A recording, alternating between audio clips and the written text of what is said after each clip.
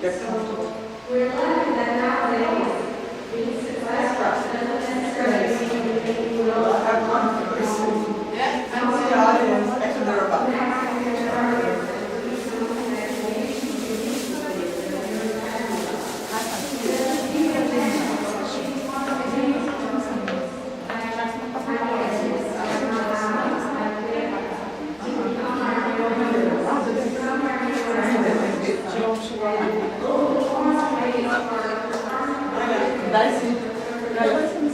Da, esse design, tipo, eu só estive не кухня, я не знаю, как это я, что се поздравляю, я, так еще не делаю.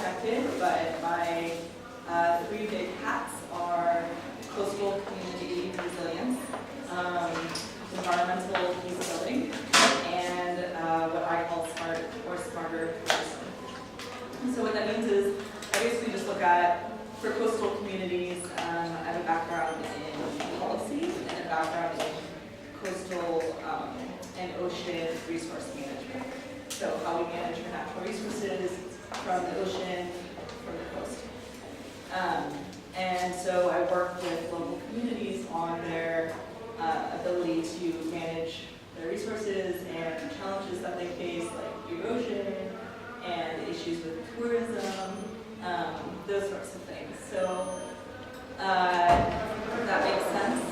So it's a big part of it is the role of tourism in communities. And then with that the environmental side of peace building, which is this, essentially all of the work that I do is kind of upstream from conflict. So a lot of conflict has resource-based issues. So a really classic one is, well, if you have limited water, and your neighbor has water, and your neighbor won't give you water, you're probably going to go to your right to get your neighbor's water. It's a really oversimplified example, if that makes sense. So what if you could just work kind of upstream from that and prevent that situation from happening by managing the water well, so that you never get to the point of having limited water. If that makes sense. So I kind of started downstream with the conflict stuff in my career, and then was like, why aren't we talking more about the environmental side, the resource management side, so those policies, and worked up. Now I do coastal management stuff. Yeah, that's with that comes the waste management work that I've done off and on throughout the year. So that's the circular economy, and what are we doing with the waste that we produce. As you can imagine, and I'm sure you've all seen in tourism, it's a big part of waste management, is a big part of tourism models and tourism industry. As tourists, we're using a lot more single-use items than we would in our daily lives. How do you think around that? Those are really basic examples. But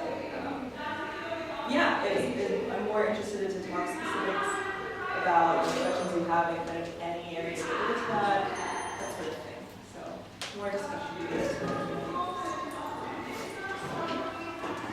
We can do that. Maybe let all the speakers go.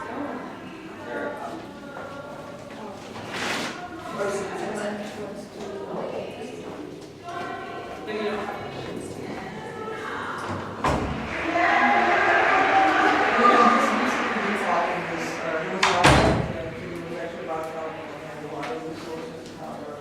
There's a problem with drilling because there's shortage water.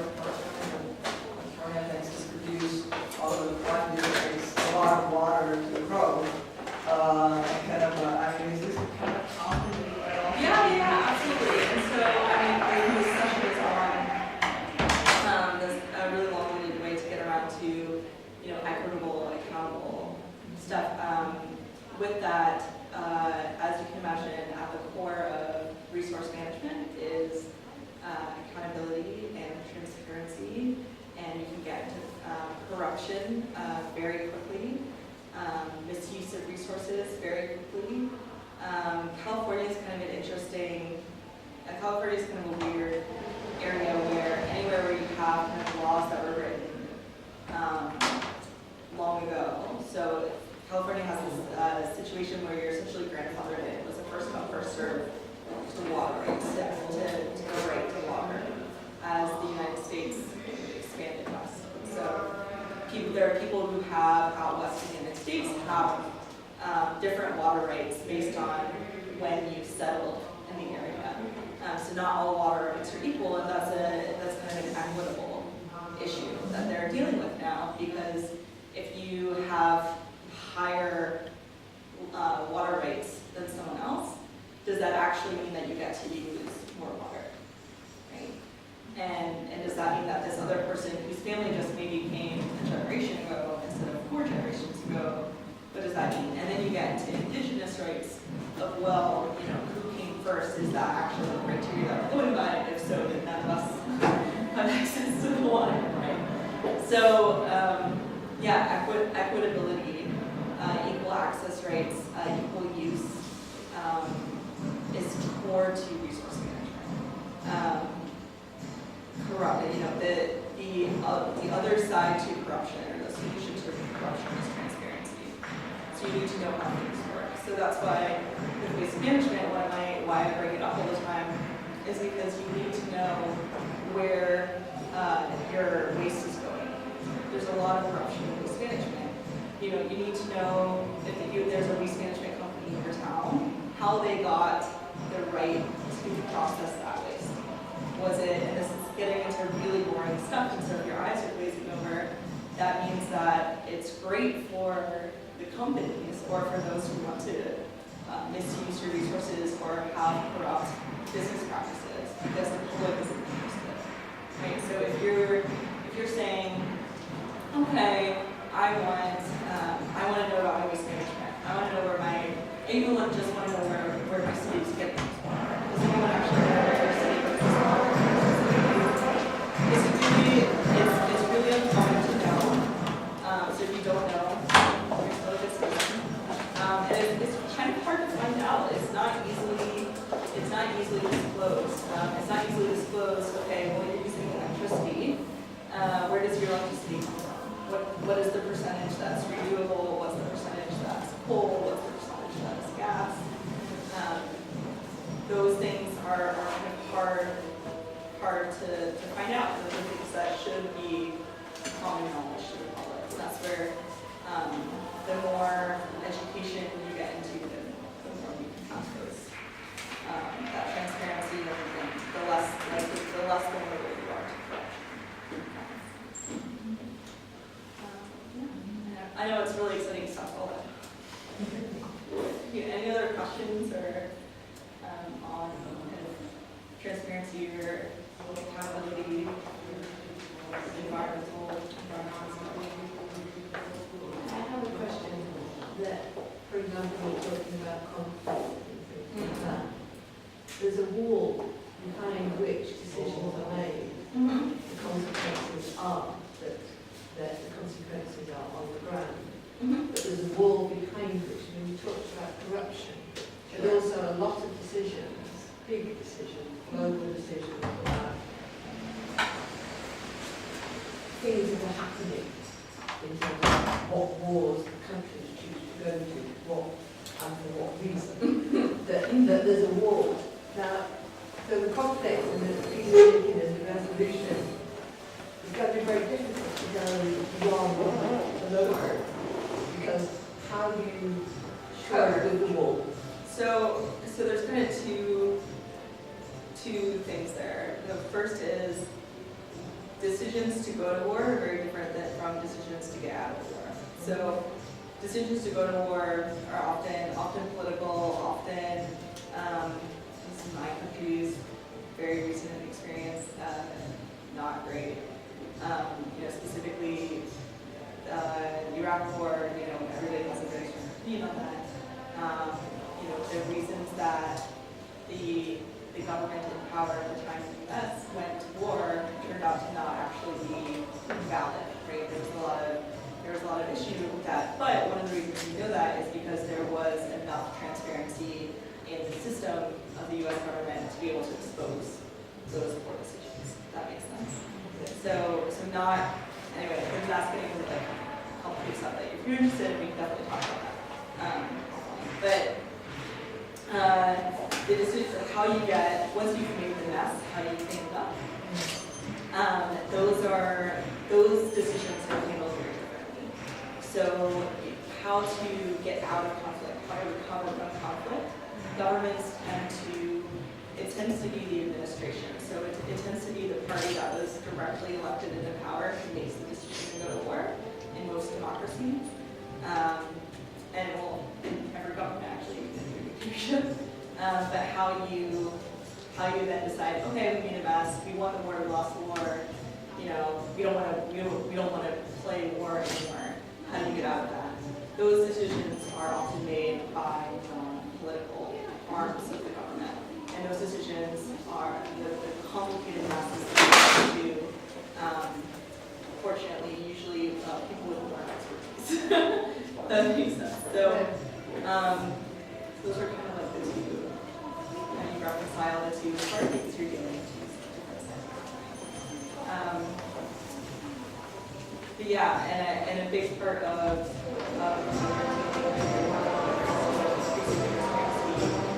big part of that is just education for most governments are not run by evil people, right? They're like 90% of government is just people going to work, want to make a difference. If you look at kind of any civil service aspect, it's not political. You're just really interested in this job and you probably want to make a difference with working for a lower rate. And the value that you get is different than if you're going to just higher salary. And so those people tend to be the experts. So I think there's a difference between the working behind the wall, like decisions that are made behind the wall, and what you're talking about, and decisions that are made by experts, with the people with the most knowledge to make the best decisions.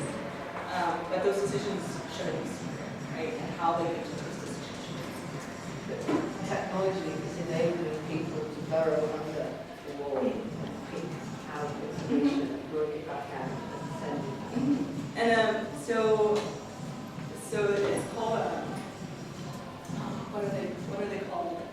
Where this is an urban planning thing that you see in technology, where they're called like spirit pathways or wishful pathways. So you'll see sidewalks, right? And the sidewalks will connect everywhere. And then you'll see a dirt path where people have kind of made their own path that the designer didn't think about, but people decide to make their own. So there's a term for that, and you see it in technology. So people will say, how Twitter started with the hashtags in Twitter was one of those pathways where hashtags were never supposed to be a thing.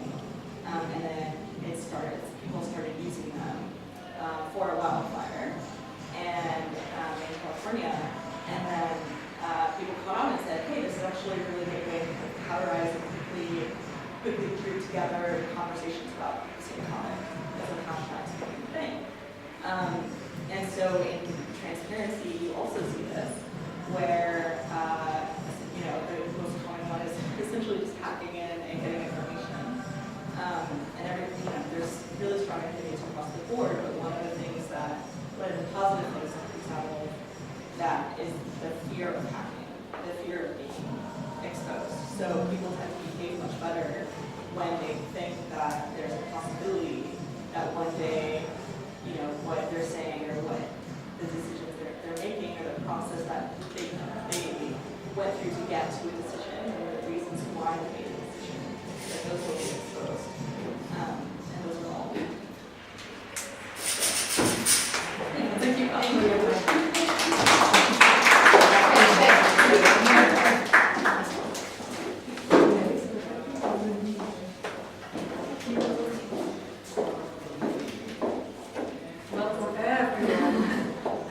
Big crowd. So,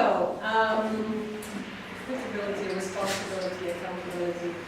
I want you to think about what you really want in your life. Where are you now, and what would you really want? What do you dream about? What is a goal or a desire? Because I believe you can really achieve your dream and your goal. And I would like to share with you 3 steps that I use over and over again in my life for every goal and dream that I want to achieve. And I do achieve them. I wanted to write books and I became a best-selling author. And I wanted to become a speaker and I did TEDx talks and I'm standing here. I wanted to travel the world and I am. And so think about that. Think about a dream or desire. Maybe you also want to write a book or travel or change careers. Think about that. And then I wonder, why are you not doing it? What is stopping you from your dream or your goal?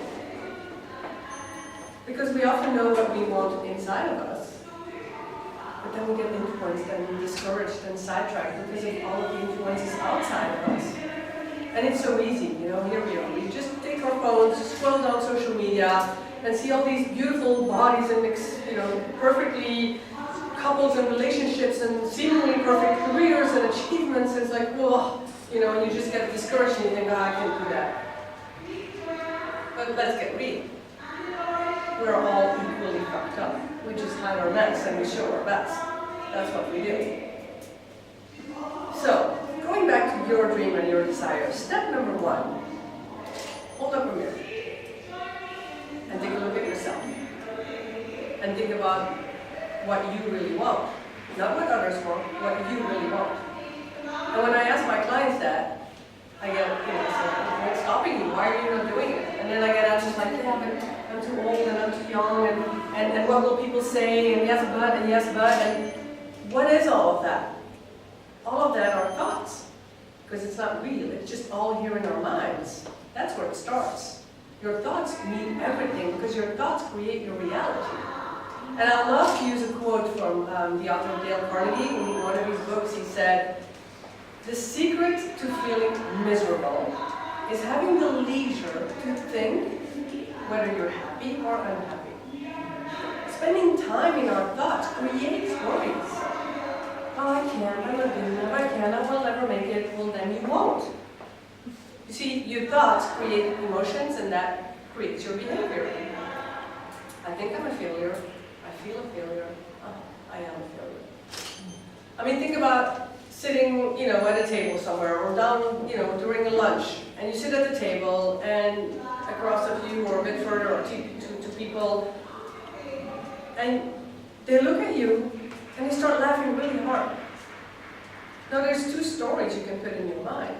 You can think, oh, they're laughing at me. I'm not wearing the right clothes and I don't look good and something's wrong with me and you really feel, unworthy and you feel bad and you just, the rest of your day you feel like, probably not talking to too many people because you just feel bad.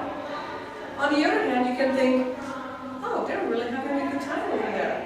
And you just feel happy for them and you feel happy in yourself, you just continue your day, you talk to other people and you go on. But everything starts here. What story are you making in your mind? There's another quote from Gautama Buddha that says, your mind is everything. What you think, you become. So then comes my step number 2. What can you do about all that? You can take action. You can take action, get your blood pumping, get your body moving, because getting in movement makes those worries go away. And also change those thoughts. Actively change those thoughts from I can to I will. I'm no good, I'm awesome. Constantly put effort into it. And believe that you can achieve your dream. You can. And I'm not saying jump and do, let go of everything and do it. No, I'm saying take small steps. The very first time I moved to a new country, it took me a year of, taking small steps. Before I started, I created a lot of videos on YouTube. It took me also a lot of time to learn how to make videos and watching others and how do they do it and what do I need to do with the camera and the microphone and all of that. Take small steps. If you want to change careers, maybe start talking to somebody who has that career. It's these small steps. If you look at the top of a mountain, you think, I want to reach the top, but I can't do that. No, but break it down into hills and then start going up a hill. I really like to use the example of a recipe. I mean, we all try to cook or are good in cooking. I'm not good in cooking, but I know what a recipe is. And if you want to cook a cake, you take a bowl, and then you have all these ingredients. You take sugar, and you take eggs, and you take flours, and all of that. I don't know exactly. In the end, you have the whole pastry, you put it in the oven, and 40 minutes later, bing, you have a cake. Now, do you ever take the bowl and then put it in the oven, and then bing, you have a cake? No, you don't. You go through the recipe. The same thing in life, you go through these small steps. And while you're doing all of these steps, I want you to make mistakes. Make a lot of mistakes. Mistakes are so important. Failure is feedback. You learn from your mistakes. In fact, I love to say, I never make the same mistake twice. I make it 5 or 6 times, just to make sure. You learn from it. And then the final third step, remember that you are in control of your life. You are responsible for your life. You are responsible for your decisions, good or bad. You are responsible for your choices, wise or unwise. And in life, I like to compare it with, you always have a choice. You can either be the cork in the sea or the captain of your own ship. See, the cork in the sea is reactive to the movements of the waves, just reactive. And the captain of a ship is taking lead and proactive and taking direction and going towards the destination. You see, in life, when you do nothing, nothing happens. And you can, for example, come to a conference like this, and then think, oh, I'll go to the conference tomorrow, and yeah, I'll see what happens. I'm going to be reactive, and I'll just let it flow, and let's see. Or you can go to the conference and say, yeah, I'm going to go to the conference, I'm going to meet great people, I'm going to do this, and I'm going to make sure to find out this and that, You know, be proactive, take action, take charge. That's what this is all about. Take charge of your life. And I don't say be in charge, I say take charge of your life. That's how I'm creating my freedom lifestyle and traveling the world. Because I take charge, I take responsibility. So let's recap. First step, what are your thoughts? I can't or I will. Your thoughts create your reality. Step number 2, what are some small steps that you can take towards your dream? And step number 3, you are in control. Or do you want to be the fourth in the sea? If you can dream it, you can do it. Thank you.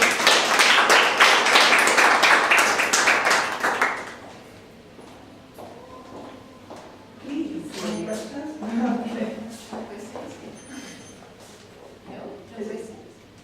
Yeah. Because we have time. Questions? I'm in the time limit. Oh, Yeah, cool. we have time.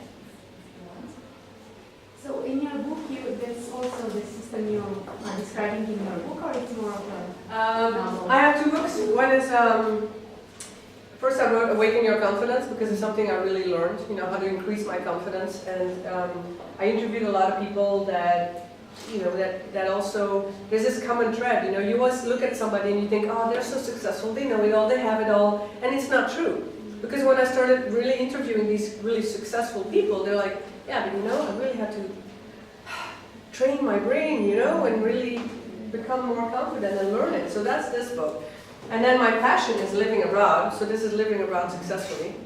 And it takes you through all the steps, because that's what it is. It's all steps, and a lot of people dream about, oh, you know, I wish I could live in another country. And I lived in many different countries, but there's a lot of things that you need to think about. And then if you have the right plan, you know, it's okay. And so that's what I love helping people with, you know, like, okay, think about this, think about that, and then do it. But it's not like, oh, you know, it's just too complicated and I won't do it. It's so sad. It's not so complicated, you know, if you know what to do and you know the steps that you need to take.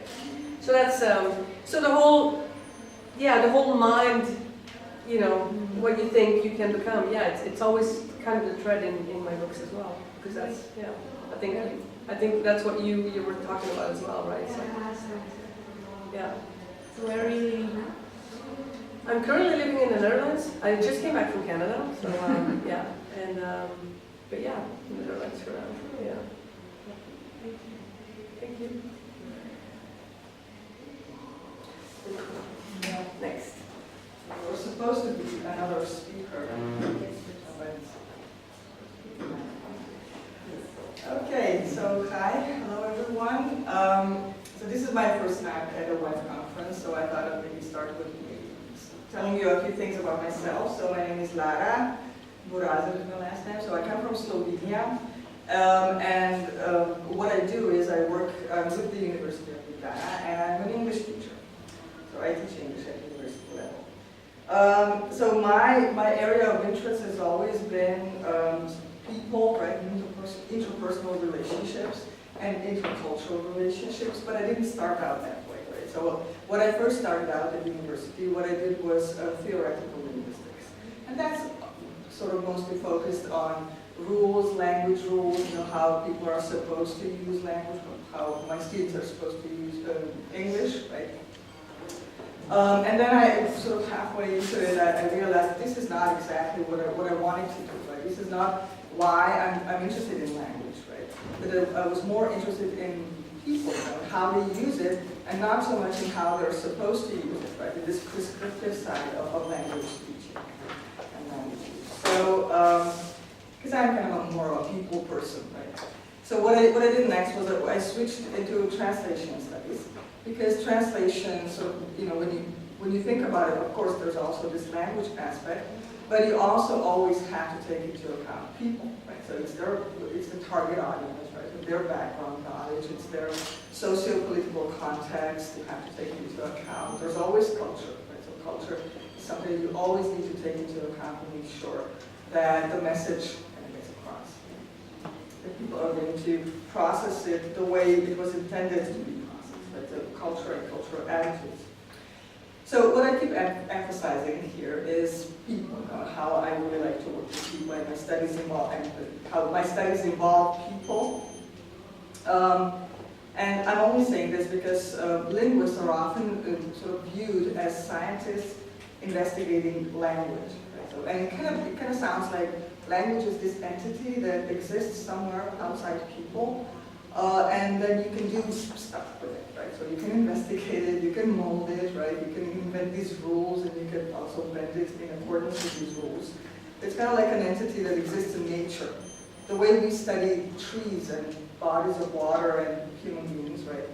But because that's not exactly the case, right? So even within linguistics, of course, it's treated theoretical linguistics, right? So it's kind of treated as an entity that you can shape and mold sort of in accordance with a certain set of rules. But language is really quite a curious phenomenon. Right? It doesn't exist in nature, right? It only exists in people. Right? People make sense of it. So we make sense of it in our minds, right? So there is no language without people. It sounds all right. It's kind of out there a little bit.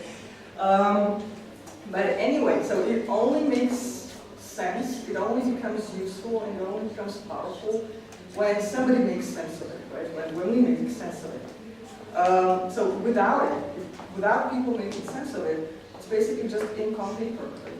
Or airwaves passing between two people. So the way I see it is that language is very much a part of an individual.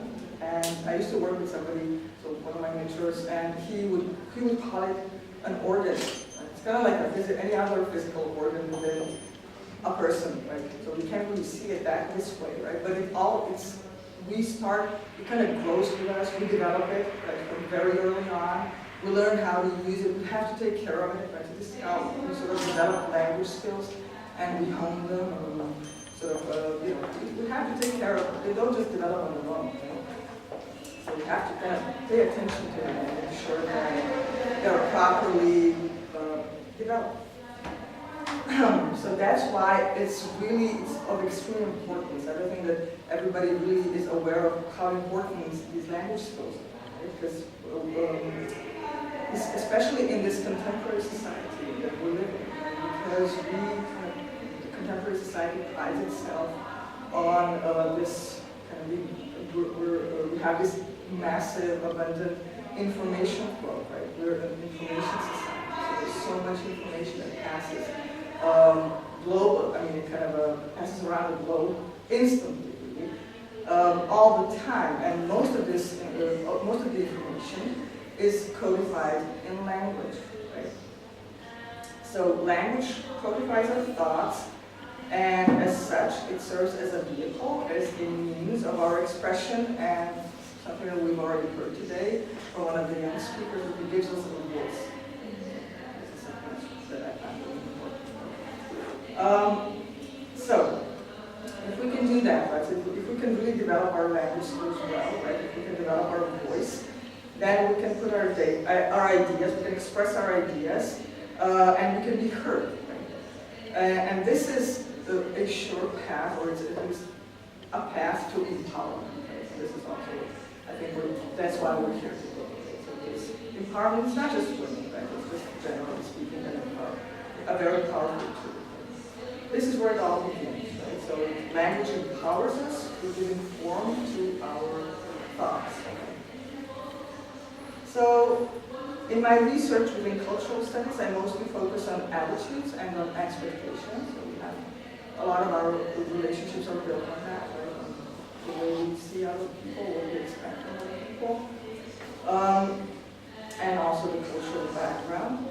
And for that, right, so if we want to have successful communication, also across cultures, across languages, we need a language that we both share, that both parties share, which is called the lingua franca.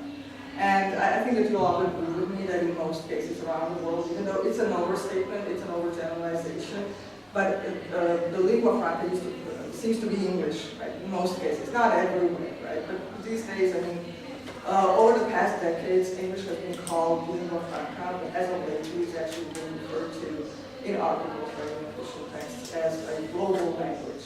It's not even a lingua franca anymore, it's a global language now. Because you know that there are about 4 million native English speakers around the world, but So if we count native and non-native English speakers together, it comes up to 2 billion, right? Which is almost a third or maybe a quarter of the global population. Okay, so on account of this sort of widespread availability of English, so users of English have been, all users of English, right, so also non-native speakers, have been sort of molding it, talked about before, and also changing it in accordance with their own needs. Right? That they've been adding this ethnic flavor to it, they've been adding their own vocabulary items. So English has changed, right? This is a fact, and it's every nation basically, when they speak it, they develop their own version of English, right? We have some native speakers here, yeah, will probably agree with me. And what happened with English is, at least this is how we see it, maybe native speakers see it differently, but all of this, so getting it out there, having it out there for grabs, basically, for everyone to learn and to use it the way they see useful, has actually ended up enriching the language, right? Not so much ruining it, even though some might claim that, right? They're not, they're ruining, especially Euro-English, they're ruining the language. Or Americans have actually also been accused of ruining the language, the English language. But this is not the case at all, right? But so when we compare English, which is such a global language, a big language, to Slovene, which is a small language, there's about, you said 1.9, right? Okay, around 2 million speakers, native speakers of Slovene, right? Globally speaking, right? Because there's also the diaspora. So compared to English, what happens with small nations is that we see our language as the core of our national and cultural identity. And we're always so afraid that if there are bigger nations around us, if they started changing it, if anybody started changing it, that would be the end of us. That we will lose our national identity and cultural identity. Right? Most of it is actually invested in language. Whereas history actually teaches the opposite, at least in the case of English. Right? This is not what happened at all. Once they put it out for grabs, it developed actually. And now, the situation that we have now is just the opposite.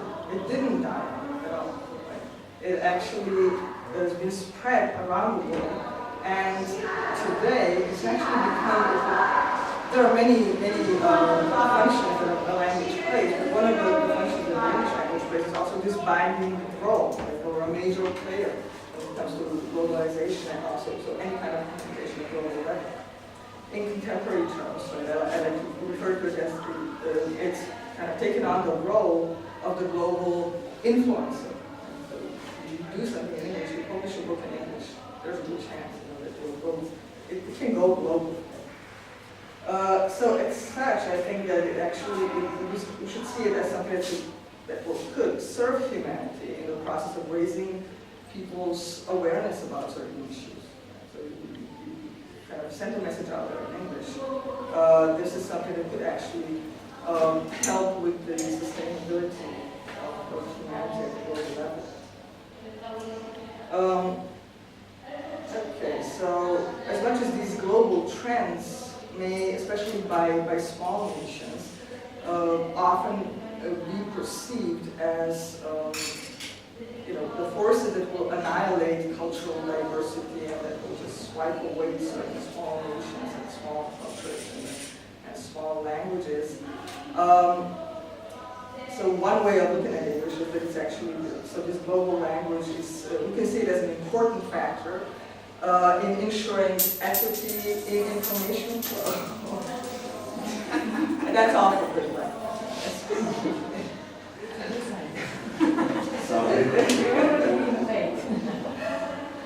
So I, as an educator and a language teacher, this is actually where I see the social responsibility of all language teachers, or maybe all the more so English language teachers. So we're supposed to be empowering individuals to become actively involved and not let other people interpret the world for them. Right? So when you speak a global language, you can actually see for yourself or interpret the world for yourself. So just becoming aware of this concept, where we all have the potential to become active in our lives, but become also active participants in society, is an empowering concept in itself. So in this sense, language skills take on the role of an equalizer, right? And as such, it creates opportunities for individuals to become co-creators and to express their ideas and to sort of contribute to society. So I envision, the way I envision the future is that it's a time and place where language plays the role of empowering rather than weakening or creating a distance between people or weakening. And this is how we could contribute to ensuring equity among people, which would then result in making a difference in the world. Okay, this is pretty much it. So thank you for listening to me and to my vision.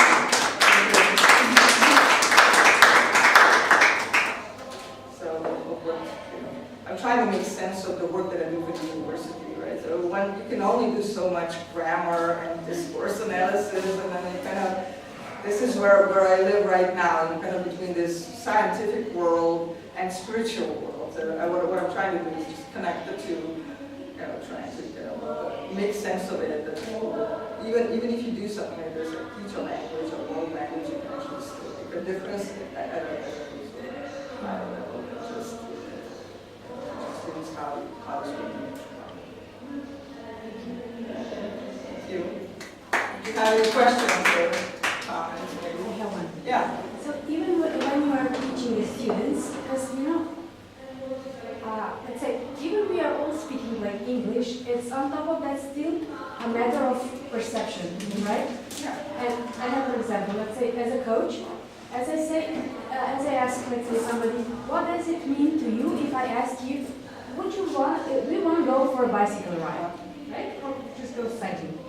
And I imagine myself being with this cute city bike with basket, at a food market and all. And I remember once a gentleman said, oh, I would like to go bus. So, cycling with you, but I'm married. So it was the same question. And in my thought, my mind, the question was something totally different. So even if you are speaking the same language, translating it to your world can be like speaking in Japanese. That's why I also mentioned these cultural differences and the cross-cultural communication, because it's really a miracle sometimes how we can get any message across. And one good example is also, in Slovenia, there's an American who's been living in Slovenia for a while. His name is Michael Mansky, and he posted a few, a show that the audio is posted on YouTube if you ever have a chance to listen to it. It's hilarious. But anyway, he would say things like that. For instance, in Slovenia, when people say, let's go for a walk, he said, just get ready, This basically means that Slovenians are just crazy. We go hiking every day or at least every weekend. But that hike, it's a walk, really means like a 3-hour hike up a very steep hill. So if you're not a trained alpine climber, rock climber or something, you better say no. It's kind of like this cultural concept of what that means, right? Kind of like a bicycle ride. So what does that mean within that culture? I don't know where this person was from, right? Yeah, but still, it's not a language. So important. No, it's what we make of it, in our minds. Also, I would say, as you were saying, it's so important. You have to calibrate who you have in front of you, right? If you want to make a message, a point, or let's say the message we were just starting with Maya. Let's say we all come from that language, right? But let's say for me, I work in a corporate. I have to translate everything into a language that feels safe for them. So every meditation becomes a visualization, and it's a small change, but it makes a huge difference. With things like that, I would use, let's say, among you guys, it would be for the she's one of them. It's okay. Right? Yeah. So Yeah, because They are buying the point. They want us to hear what I'm bringing to the table, but in their own language. So it's safe. yeah. It's kind of like, it's a part of a person.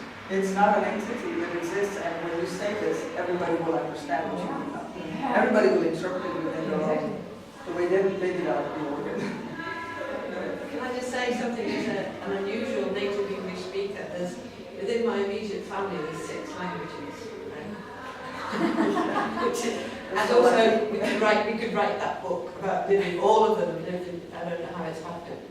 But I have, living in Croatia with family in other places, thought so much about the relationship between language, and my son is a translator. And Slovenia, Croatian, Bosnia, and Serbia, there's such differences between all of them, which are nothing to do with language, which are all to do with history and culture. What I was going to say was, if you look at the mess, the complete mess that's happening in the UK at the moment, on what the fuck are we doing, right? And you relate that back to fear of language. I mean, most Europeans can get by in another language. I mean, I live in a village, and it's not English, unfortunately, it's either German or Russian, but, everybody, practically everybody has a second language, and a confidence, back to confidence they have, because they've done it, right? I can do it in Spanish, and I know what that feels like. And I think part of the thing that's happening in the UK is so much linked to fear and language. And I just want to tell you a very quick joke that was told to me about 10 years ago by a Polish boy called Wojciech in Krakow Castle. And he was about 12. He said to me, "What's the most common language in the world?" What's the most common language in the world? English? No. Chinese? No. No. What is it? It's English? No. The most common language in the world is not English, it's bad English. I told that to but what you say is actually not bad English, it's evolving English, right? Yeah. But it's interesting. And you mold it, you change it to serve your needs. Exactly. So It's it's a part of evolving you. English. Yeah. It's still a joke. I tell it all the time. Yeah. It's empowering. It's Because empowering. you develop a sense of ownership. Yeah. towards that. I speak So, most the confidence that you, you call it confidence. Do you see the difference between standardized and non-standardized languages? For like is Slovenian standardized? Is that? And so is that because English is not, right? So Yeah, that's right. and That's so right. There's so overlap. for native speakers, because it's also I think an issue of scale as well, right? So even within the UK, everybody has a slightly, depending on where you are, has a different way. Very Yeah, strong that's right. style. Very Yeah. strong Liverpool opinions is about how, accent. how you're going to talk about going to the public. Oh, yeah, that's right. And, so, and in the US, it's the exact same thing. And so I think, it's not, you can always scale it down. So everybody's kind of everybody's always manipulating. Manipulated. Like everybody's. That's also why it's so easy, also for non-native speakers, to just kind of come up with their own version. And it's, There's no standardized version, really. and in the US, we don't have, we do get made fun of for how to speak the truthful language, but we also Americans don't have, or Canadians have any opinion on, really on other people using it way, which is it's just kind of like, as long as I can understand you, it's Exactly, fine. They're very positive different. about it, like they're always praising everyone, because I come from this academic background, I always hear all of the mistakes. But, and then when I think that maybe one of my students they might not be the best students, but then a native speaker will come and they will just say, oh my gosh, your English is perfect. Americans especially. No, I just scored it, I gave him a 7 out of 10. Because he made so many mistakes. And kind of, we are a lot tougher, the teachers are a lot tougher on our students than the native speakers. Do you think that's the standardized, thought of there is a right or wrong? You know what I mean? Is there, just coming from a background of standardized language? I think so. Yeah. We tend to be very sort of German in this respect. Big rules and we add here to it.